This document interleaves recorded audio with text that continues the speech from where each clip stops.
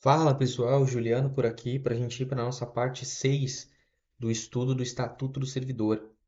Hoje eu quero somente fazer algumas orientações em relação a quais leituras focar agora na reta final do Estatuto. E basicamente o que a gente vai ver hoje é a diferença que precisa estar é, muito, muito vívido na cabeça de qualquer um que vá fazer concurso, a diferença entre licenças e concessões. Algumas prefeituras deixam tudo como licença, mas é diferente, a gente vai ver isso aqui. Vou indicar algumas licenças, que é uma parte bem extensa, que vai ter que ser leitura, não tem muito o que fazer. Vou apenas recomendar algumas que já foram cobradas pela Banca Legale e depois lá no final a gente arremata o estatuto falando da parte disciplinar. A gente vai falar lá da demissão, advertência, suspensão, enfim, certo? Então essa é a nossa estrutura de hoje. Vamos lá para a parte 6. Começando aqui na parte de licenças, tá? Licença é todo o afastamento do servidor do serviço público. Ele pede, todo servidor tem essa prerrogativa, né, de conseguir licenças por parte da administração pública para poder fazer algum compromisso que ele tenha. Então, aqui no artigo 128, ele elenca, considera-se ao servidor quais são as licenças que ele poderá obter, tá? Então, tem umas que são bem básicas e outras nem tanto, né? São bem óbvias e outras nem tanto. Então, para tratamento de saúde, tem algum problema, ele vai conseguir uma licença para isso. Licença gestante, adotante, a paternidade. Muitas aqui são muito parecidas com a CLT. Por acidente em serviço, por motivo de doença em pessoa da família, para serviço militar, concorrer a cargo eletivo. Se o servidor vai querer concorrer a prefeito, a vereador, ele vai ter que ter uma licença para isso, para poder organizar sua campanha, enfim. Para tratar de interesses particulares, aqui já é uma licença de caráter geral. Desempenho de mandato classista, prêmio. O servidor também possui a licença prêmio, que após 5 anos de efetivo exercício, ele consegue 13 meses de licença prêmio, que dele pode, dependendo do estatuto, ou converter em dinheiro ou retirar esses 3 meses. Licença para acompanhar cônjuge, para desempenho de mandato eletivo. Aquela outra licença que eu falei de eletivo era para ele concorrer ao cargo. Então ele tira uma licença para poder concorrer. E aqui é para desempenho do mandato eletivo. Então ele foi eleito para esse mandato e para ele tira uma licença do seu cargo atual para ele poder ser vereador, ser prefeito, enfim. Para desempenho de cargo em comissão, para um CC ele precisa porque ele tem que ter dedicação exclusiva. Aqui, mais para o final do estatuto, a gente vai perceber só um parênteses, que os assuntos vão se conectando novamente com o que a gente já viu. Por isso que eu digo que a parte inicial lá era mais importante. Estando com aquela parte bem consolidada, muita coisa que vai se repetir, por isso que não vale a pena eu ficar batendo de novo na mesma tecla. E aqui, a 13ª, licença é para a qualificação profissional. Aqui no parágrafo 1º nos diz que a licença prevista no inciso 4, se vocês voltarem ali, a do inciso 4 é licença para doença em pessoa da família. Não é só lá e pedir, tá? Tem que ter, ela vai ser precedida, ou seja, vai ser necessário que tu apresente um atestado ou exame médico e comprovação do parentesco com a pessoa, porque é uma doença em pessoa da família, tu precisa comprovar esse parentesco. Parágrafo 2º nos diz que o servidor não poderá permanecer em licença da mesma espécie por período superior a 24 meses. Aqui a gente não precisa decorar exatamente os casos, mas levem para a prova somente que são 24 meses. Licenças da mesma espécie, no caso, eu não posso ficar mais de 2 anos na mesma licença, por exemplo, para tratar de interesses particulares. Se eu tiver outra, ok, mas dessa mesma espécie, prazo máximo de 24 meses. E durante o período da licença, que é vedado, né, o exercício de atividade remunerada. Porque se fosse assim, tu estaria trabalhando. E aqui também no artigo 129 nos diz que a licença concedida dentro de 60 dias do término de outra da mesma espécie será considerada como prorrogação. Então, até 60 dias da licença que tu já tirou, né? Chegou, por exemplo, chegou nos 24 meses lá, dentro de 60 dias após o término desse, se tiver outra da mesma espécie, tu pedir outra, ela vai ser considerada como uma prorrogação. E aqui, o estatuto ele vai detalhar, basicamente, quais são as licenças e o que eu peço aqui é somente a leitura sempre que tiver prazos. Então, quando tem esses prazos aqui, que é importante, que eu preciso que vocês fiquem atentos, tá? Toda vez que tiver prazos, é importante para saber. Então, vai falar da licença para tratamento de saúde, a licença gestante, adotante. Quando tiver uma mudança assim que está em azul aqui, como eu já expliquei, é uma novidade, é uma alteração que foi feita e é importante a banca pode vir nesse sentido cobrar alguma coisa. Então, quando é que começa uma licença, quando é que termina, quais os casos. Não precisa se aprofundar muito, porque a parte de licenças as bancas não têm cobrado, mas já foi assunto bem importante. Então, é uma leitura mais para te entender os prazos e saber como é que funcionam as licenças, né? Cada uma vai ter sua peculiaridade. Licença para o serviço militar, licença para concorrer a cargo eletivo, algumas são menores. Essa licença para tratar de interesse particular, ó, até 2 anos consecutivos sem remuneração. Então, basicamente, tem que entender qual é o prazo de uma licença, quando pode começar, quando pode terminar, e se vai ser com remuneração ou não. Geralmente é isso que as bancas pedem. Aqui fala mais da licença prêmio, né, ó, a cada quinquênio, a cada 5 anos, no caso, ininterrupto de exercício, né, que é 5 anos, o servidor efetivo fará jus a 3 meses de licença prêmio, com a remuneração do cargo efetivo. É facultado ao servidor fracionar a licença de que trata este artigo em até 3 parcelas. Então, tu pode escolher, né? Ganha 3 meses a mais ali de férias, que é a licença prêmio, após 5 anos. Bem bacana essa prerrogativa do servidor. Continuando aqui, da licença para acompanhar cônjuge, aquela do desempenho do mandato eletivo, para a qualificação profissional. Aqui das férias, não tem muito o que comentar, as férias é igual ao serviço privado, né? 30 dias, vai ganhar o adicional ali de 1/3, é tudo igual. Aqui que é a parte que eu queria diferenciar com vocês, das concessões. Algumas coisas realmente só pode ser por licença, mas muitas coisas são por concessões. Geralmente a concessão, vocês vão observar aqui que são prazos bem menores. Então, o servidor, pai, mãe, o responsável por excepcional físico ou mental em tratamento, fica autorizado a se afastar do exercício do cargo quando necessário, por período de até 50% de sua carga horária normal cotidiana na forma da lei. Somente decorem os números, tá? Continuando aqui, sem qualquer prejuízo, poderá o servidor ausentar-se do serviço mediante requerimento devidamente instruído. E aqui, após a solicitação, vai ter pelo que tu pode pedir uma concessão. Aqui está o prazo e o motivo. Então, por um dia para doação de sangue, por um dia para se alistar como eleitor, por 7 dias consecutivos a partir do evento em razão de casamento ou falecimento do cônjuge, companheiro, pais, madrasta, padrasto, filho, enteados, menor sob guarda ou tutela e irmãos. Por 2 dias consecutivos, falecimento de avô, avó, sogro ou sogra.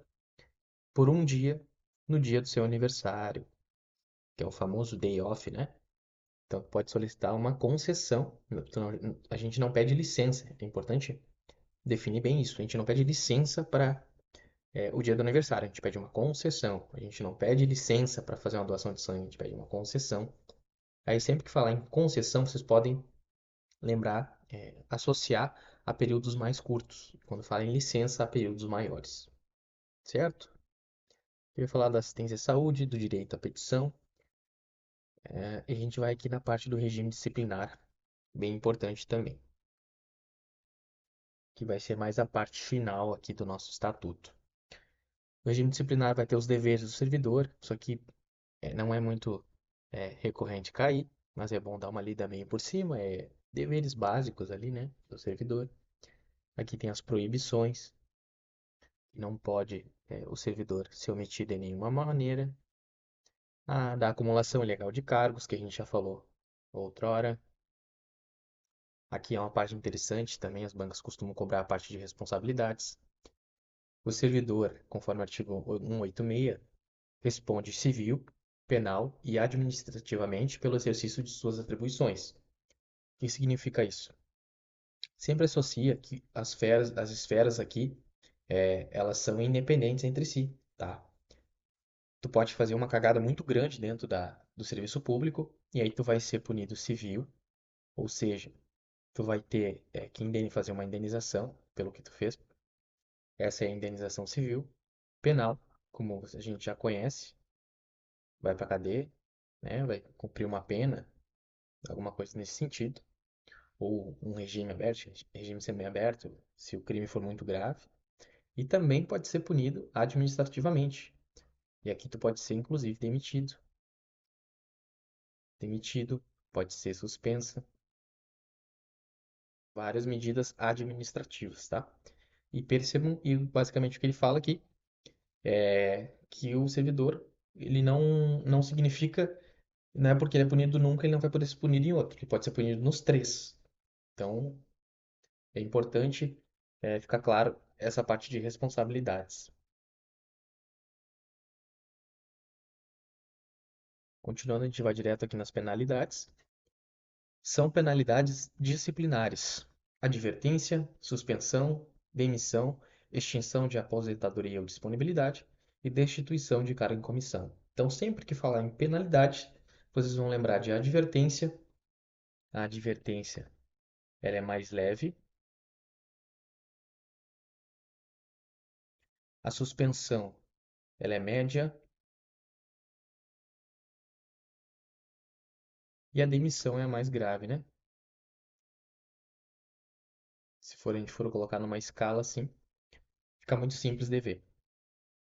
A extinção de aposentadoria ou disponibilidade é aqueles dois casos lá. Se o cara fez alguma coisa, né, na atividade e foi para aposentadoria, eu não vou deixar, não tem como deixar essa pessoa que fez é, fez uma coisa muito errada, muito grave dentro da administração quando eu estava trabalhando, curtir a aposentadoria dela lá como se nada tivesse acontecido. Não, eu vou lá e faço a extinção da aposentadoria ou da disponibilidade, que é aqueles casos que a gente viu anteriormente na parte de provimento.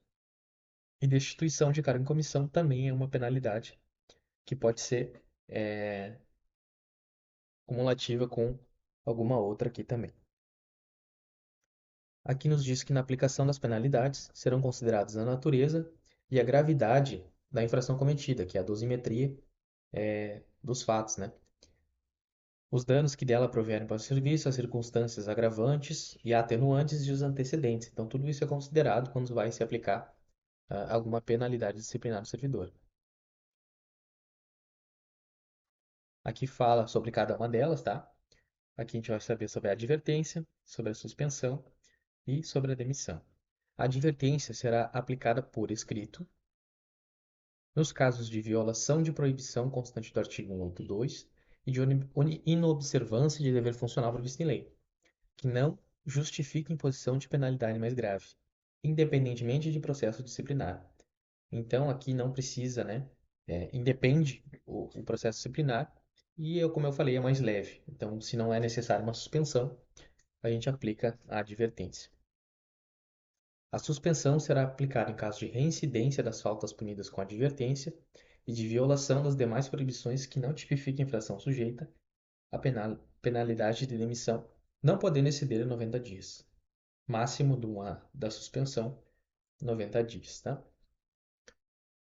Parágrafo 1º. Será punido com suspensão de até 15 dias o servidor que injustificadamente recusar-se a ser submetido à inspeção médica. Então tem aqueles exames periódicos lá.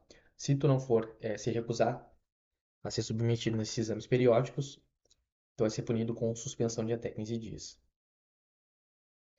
Quando houver conveniência para o exercício, a penalidade de suspensão poderá ser convertida em multa na base de 50% por dia do vencimento ou remuneração, ficando o servidor obrigado a permanecer em serviço.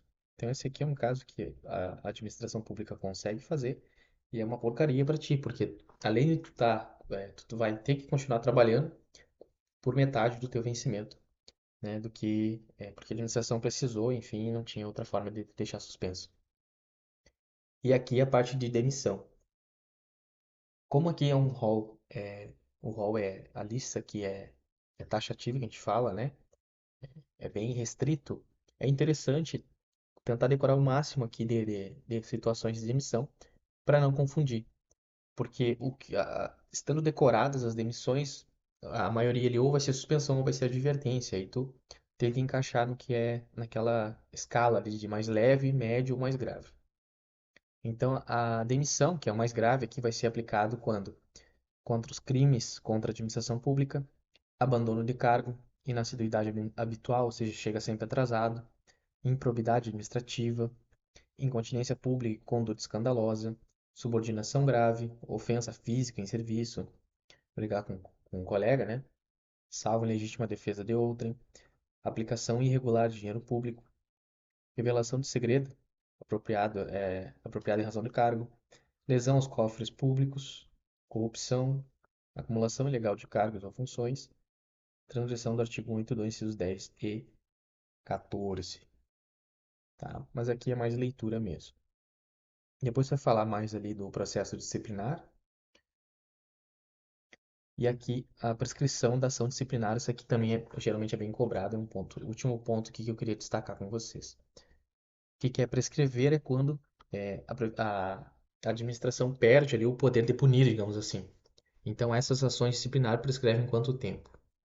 Em 5 anos, quando a gente falar de demissão, cassação de aposentadoria ou disponibilidade e destituição de cargo em comissão, então vai rolar um processo administrativo para apurar esses fatos e se em 5 anos não for decidido nada, prescreve o direito de punir o servidor com demissão, ou cassação ou destituição do cargo em comissão. Em 2 anos, quanto à suspensão, também é a mesma coisa. Se em 2 anos não resolver nada, não tem mais como suspender o servidor. E em 180 dias, quanto à advertência, porque daí é mais leve. Então sempre compare. Sempre que falar em demissão, 5 anos. Sempre que falar em suspensão, 2 anos. E sempre que falar em advertência, 180 dias. Certo? É isso aqui que tem que levar para a prova.